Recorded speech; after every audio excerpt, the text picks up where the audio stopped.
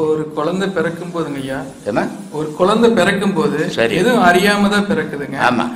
அப்போ அந்த குழந்தை உண்மையாலுமே நல்லவனா பிறந்தா இப்ப பிறக்க வைக்கிறாங்க பெற்றோருமே.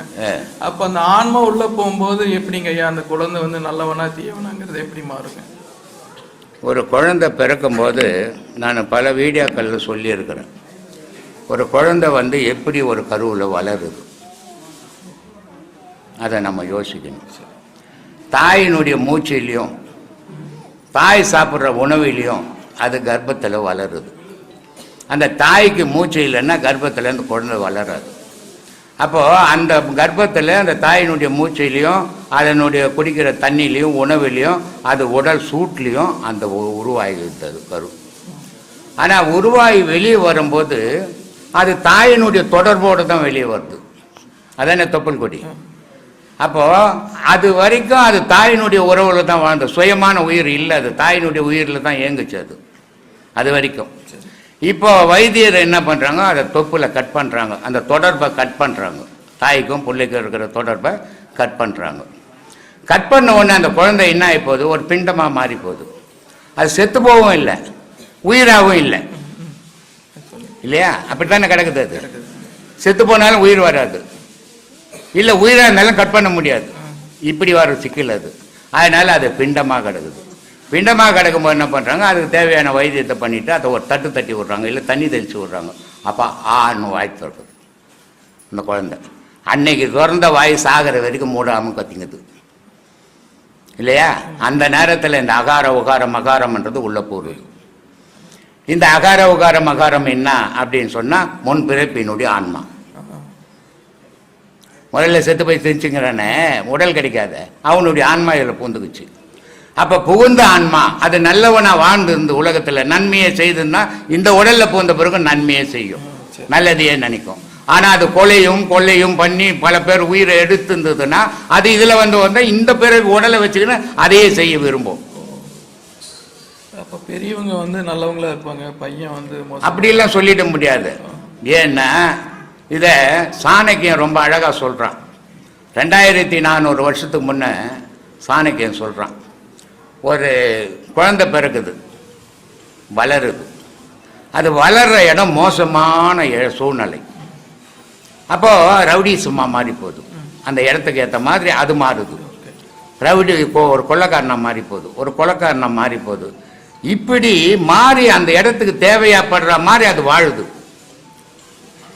ஆனால் ஒரு நாள் என்ன பண்ணுதுன்னா அது யோசிக்குது, நம்ம எதுக்கு இவ்வளோ பேருக்கு துன்பத்தை கொடுக்குறோம், இந்த துன்பத்தால் நமக்கு என்ன லாபம், இது எதையாவது கூட வருமா அப்படின்னு யோசித்து என்ன பண்ணுது, அந்த இடத்த விட்டு விலகி நல்லவனா மாறுது. அப்போ அதிலிருந்து அது செய்ததை நினைச்சு நினைச்சு நினைச்சு வேதனைப்பட்டு அது வாழ்நாளில் அது உடல்ல இந்த உயிர் பிரிகிற வரைக்கும் நன்மையே இந்த உலகத்துக்கு செய்யணும்னு நினைக்குது. இது யாருடைய உடல்ல இருந்து பிறந்த குழந்தைன்னு சொல்றான். நல்ல தாயையும் தகப்பனுக்கும் பிறந்த குழந்தை சந்தர்ப்ப சூழ்நிலையால கெட்டு போயிருந்தாலும் அது ஒரு நாளைக்கு நல்லவனாவே மாறிடும். ஆனா கர்ப்பத்திலேயே கெட்டு போன குழந்தைய மாற்றவே முடியாதுன்றான்.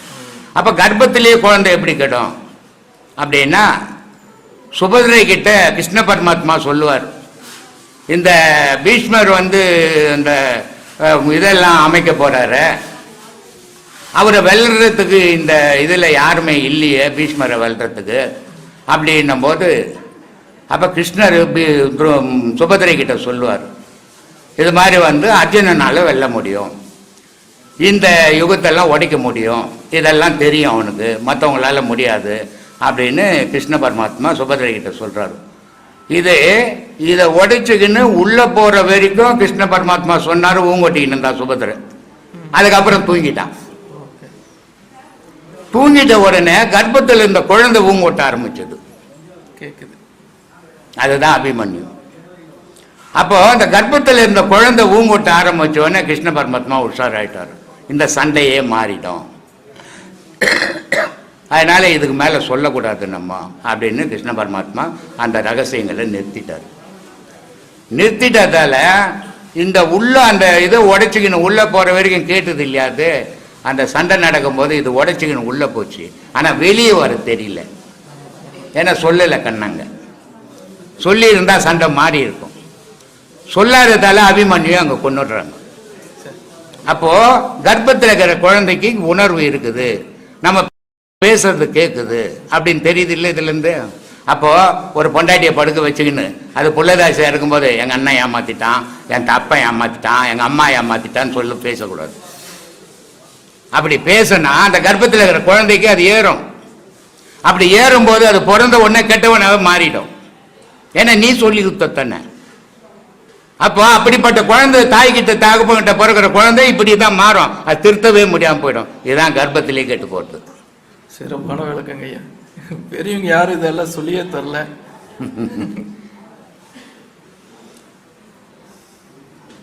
சரி, இறைவன் படைத்தது ஆன்மா மட்டும்தான், மனிதனே அல்ல.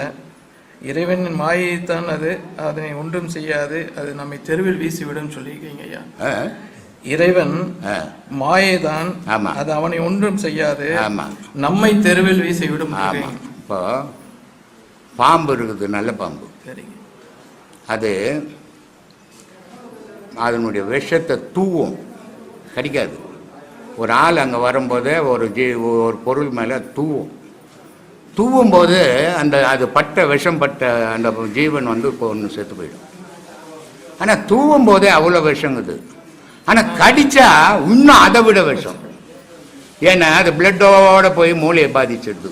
பாம்பு கடி அதனுடைய விளைவே என்னன்னா, அந்த விஷம் அது பல்லு பட்டு அந்த விஷத்தை பாய்ச்சும் போது பிளட்டில் கலந்து நேராக மூளைக்கு போகுது. ஹார்ட் பஞ்சனை நிறுத்திடும். இதுதான் பாம்பு கடியில் இம்மிடியேட்டாக செத்து போகிறதுக்கு காரணமே. ஆனால் இவ்வளோ விஷத்தை வச்சுக்கிற பாம்பு ஒன்றுமே ஆகலையே, ஒன்றுமே ஆகலை. அது நல்லா தான் வாழுது, நல்லா குட்டி போடுது, நல்லா முட்டை வைக்குது, நல்லா குஞ்சு பொறிக்குது, ஊர்பட்ட பாம்பை உருவாக்குது. ஆனால் அந்த பாம்பை ஒன்றும் பாதிக்கலை. ஆனால் அந்த பாம்பு ஒருத்தனை தூவுச்சின்னாவே செத்து போயிடுறான், கடிச்சாவே செத்து போயிடுறான். கடவுள் அப்படிப்பட்ட மாயை வடிவானவன். அந்த மாயை அவனை ஒன்றுமே பண்ணாது. ஆனால் அவனுடைய மாயை உலகத்தை ஆட்டி பற்றிடும். புரியுதா? ஏன்னா மாயைன்றது என்னன்னா நமக்கு தெரியாதே நடந்து போகிற விஷயம். சில விஷயங்கள் நான் பண்ணவே இல்லைப்பா, அது எப்படி நடந்ததுன்னு எனக்கு தெரியலப்பா அப்படின்னுவோம், நம்மளே சொல்லுவோம். அப்போது தன் அறியாமையே சில விஷயங்கள் நடந்துடும். இதுதான் மாயை. அதனால தான் மும்மலங்கள் மனுஷன் நீக்கணும் அப்படின்றது. ஆன்ம மாயை, கண்ம மாயை, மாய மாயை.